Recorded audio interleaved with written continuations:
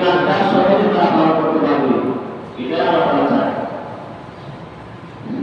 যেমন পবিত্র মাহে রমজান, এটা হচ্ছে জুমা।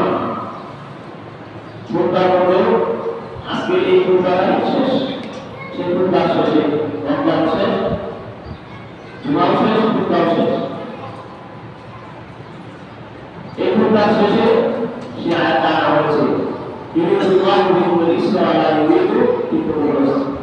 আল্লাহ তাআলা তোমাদের উপর কঠিন কোনো কিছু ইচ্ছা করে না, চান, সহজে না চান। এই মাহে রমজান কষ্টের কোনো বিষয় ছিল না। আমরা রমজানকে গুরুত্ব দিয়েছি, রমজানের কদর করেছি, সম্মান করেছি। আমাদের সাধ্যের উপরে অনেকের সাধ্য ছিল, তারা সে রমজানকে সম্মান করে নাই, রমজানের কদর করে নাই।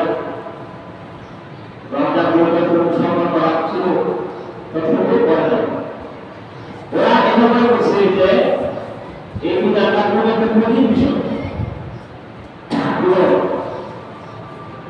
যদি সেটা না মনে করে থাকে তাহলে গুরুত্ব কেন দিই না আমরা। এমন মুসলমান আছে যারা বেশিরভাগ লোকেও সম্মান করুন না, সম্মান করে দেয়, মর্যাদা দিয়ে দেয়। এটা কি বোঝা যায় যে এই বিষয়টা কঠিন, রাখতে ব্যবহার করাটা এটা আমাদের দ্বারা সম্ভব না। সারাদিন রোজা রাখবো, আবার রাত্রে জাগরণ থাকবো, আবার নামাজ পড়বো, এটা আমাদের জন্য সম্ভব না, কঠিন। আলাদা বলবেন, আলাদা বলবেন ইউরিদুল্লাহু বিকুমুল ইসরা, যে আমি আল্লাহ তাআলা তোমাদের জন্য সহজতা চাই, এই জন্য তো রমজান দিয়েছি। কিন্তু তোমরা মনে করতেছো এই রমজান তোমাদের জন্য কষ্টকর, কঠিন না।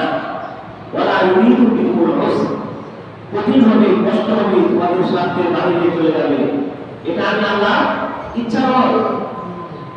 যদি ইচ্ছা থাকতো তাহলে বছরে 12 মাস বা 10 দিনের কথা আল্লাহ দিয়ে দিতাম, তখন পালিয়ে যাওয়া কথা আমার কোনো ইচ্ছা হবে না। এই জন্য মুসলিম বাড়িটা সারা টাকা সব টাকা অত্যন্ত জরুরি, যে সেই রমজানকে আমরা গুরুত্ব দিয়ে যায়।